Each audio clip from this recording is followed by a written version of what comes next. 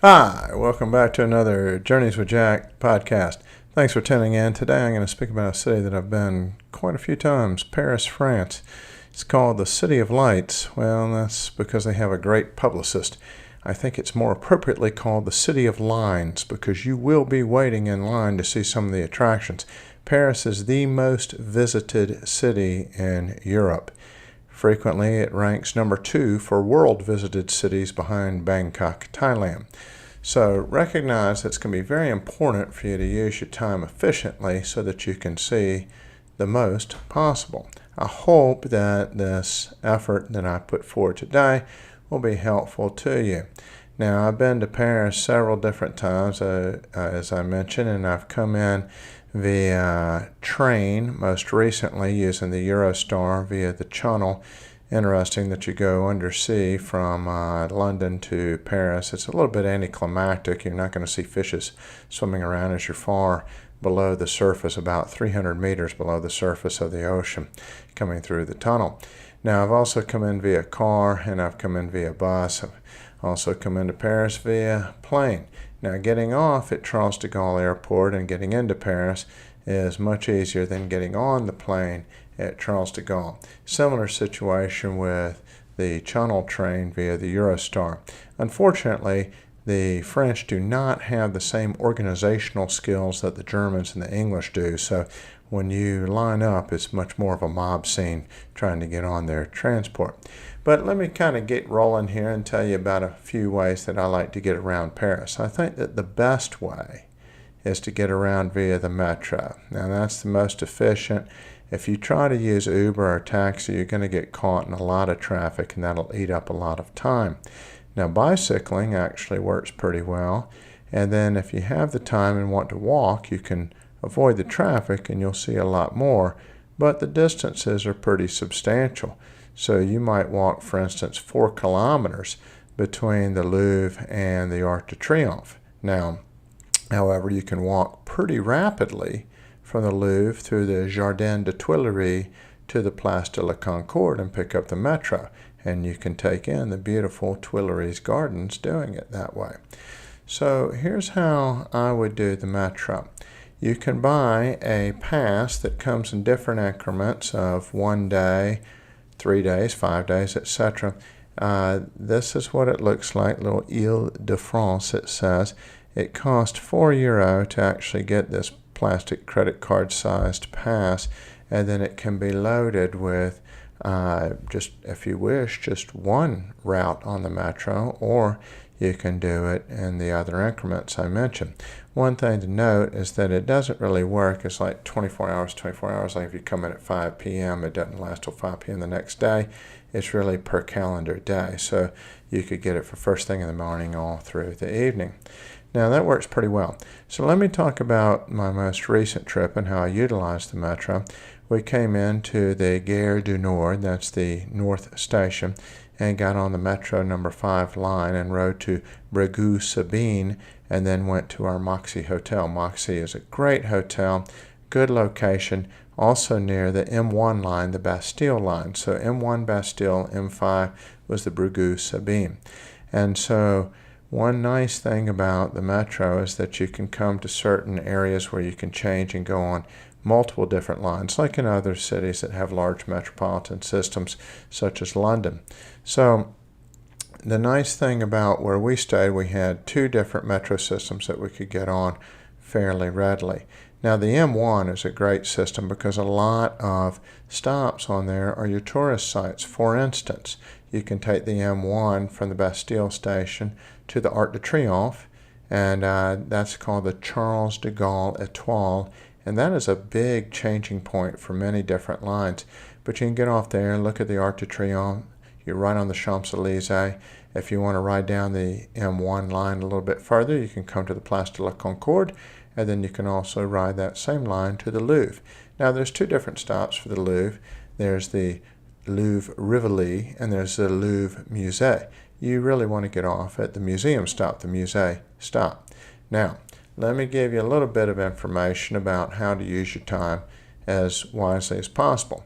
So those 3 landmarks I mentioned, very easily accessible. Now consider, the Arc de Triomphe and the Place de la Concorde never close. So you can go any old time of day there. Now, the Tour Eiffel Tower, is very crowded. So what I would recommend doing, I've been on it 3 times, I would recommend going in the evening because it stays open rather late. So we took the metro from Bastille to the Charles de Gaulle Étoile and changed from the number 1 line to the M2 and went to Bir Hakeim. Had to look at my notes there a moment. And got off and walked to the Eiffel Tower and then stood in line to take the elevator to the top. I'm going to recommend doing it that way. Now, you can stand in the line, which is about equally as long, to go up the stairs, but it's kind of sadomasochistic to have to climb all those stairs. So I'd recommend going on the elevator. Now, you can book in advance to get a ticket to go up the elevator, but it seemed to me that those who had advance booked stood in line about the same amount of time as those of us who just turned up on the spot. Now, going up the Eiffel Tower gives you a fantastic view of Paris, and it's beautiful at night, and you can clearly see the Arc de Triomphe lit up. A fascinating thing to see on the Eiffel Tower is at the top, the engineer and man who constructed the Eiffel Tower, Gustave Eiffel, kept a very small apartment where he would receive some notable visitors, one of whom was Thomas Edison, the American inventor. Fascinating story behind that. Now, coming in from the Eiffel Tower, that was pretty much all I did one night because it's going to take some time. But we had a Sunday morning, and I said to myself, let's try to catch some markets. So let me talk about markets and then talk about what we did to start out the Sunday. So nearby our hotel, in between the Bastille station and in between the Brégueux-Sabine station, is a market that has not just things you would expect like maybe small souvenir trinkets, but also some very good artisan jewelry. Also, it is a tremendous fish and meat market as well as vegetables. So local Parisians will be there shopping. You also find a lot of clothes, used clothes, and then lots of different other textiles, scarves, etc. So worthwhile. We went on from that market to go to Notre Dame for Mass. Now, they have a Mass on Sunday mornings at 8:30. Obviously, we missed that as we went to the market. But there's another Mass at 11:30. And then there's a Gregorian Mass at 10:30. And then later on in the evening, around 6 p.m., they have Mass. Mass is very meaningful and moving at Notre Dame Cathedral. It's a beautiful service in French. They give you out a sheet with the hymns printed on it, and you can sing along. Fortunately, I speak French, which is very useful when traveling in Paris and throughout France, obviously. So if you go to Mass at Notre Dame, there's a different line for those that are attending Mass, and they stop with the tourist lines while they bring in the Mass line and have people seated. Subsequent to the Mass, you can walk around Notre Dame and see the various sites. Particularly interesting is the Joan of Arc statue. Now, just outside of Notre Dame is the best view, I think, for the rose window. Some might argue you can see it from indoors as well, obviously.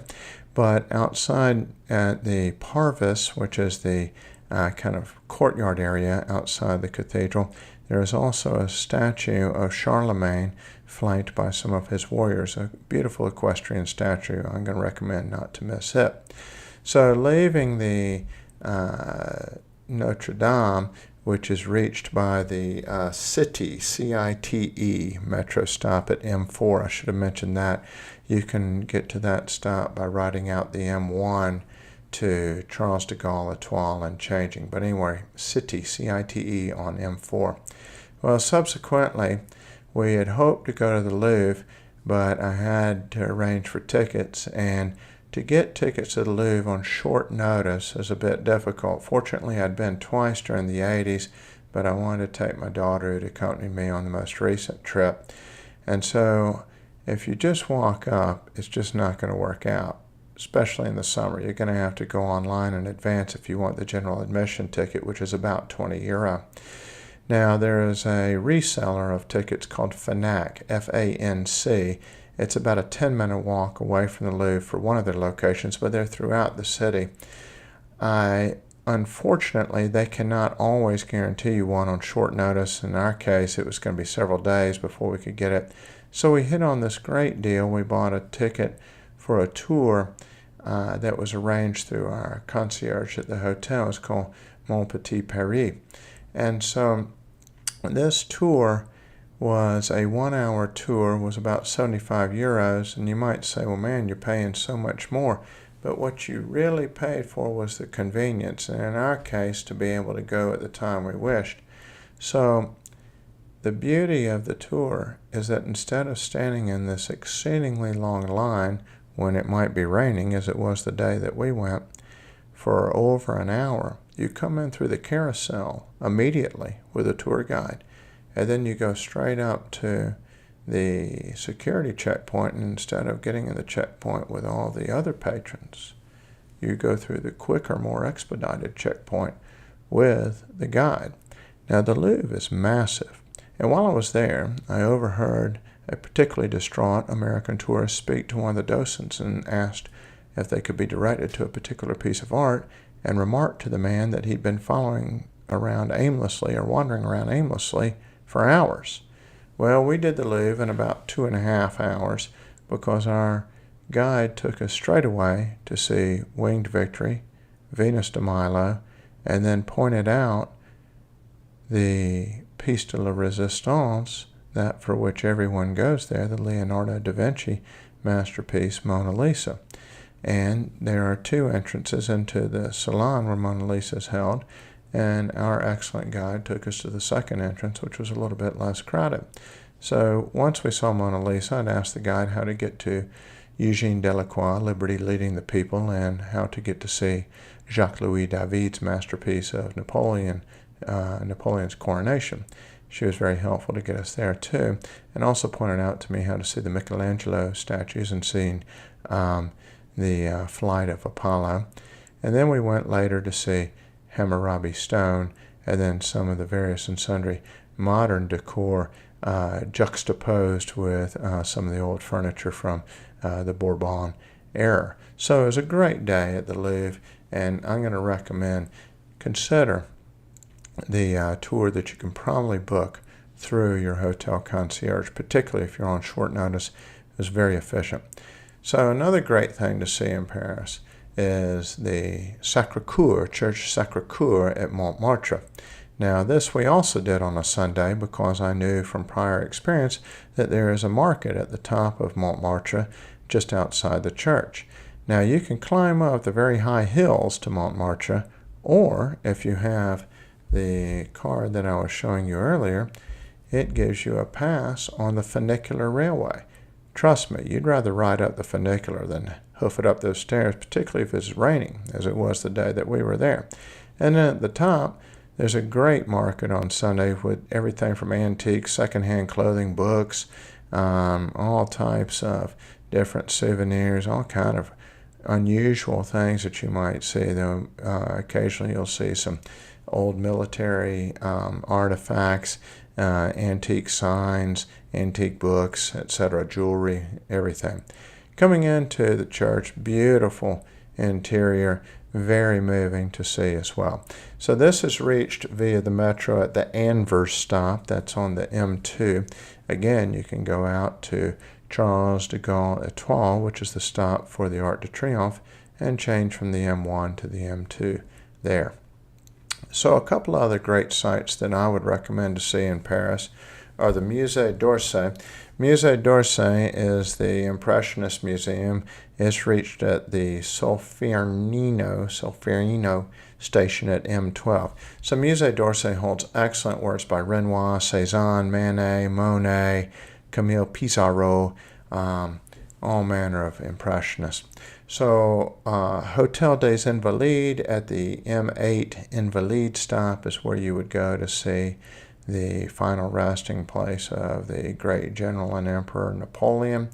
And then if you're interested in seeing the catacombs, and I would highly recommend it, take the M4 to Denfort Rochereau stop. Now, Catacombs, that was the longest line I had encountered in Paris when I went to the catacombs. It was unbelievable. It snaked around all over the place.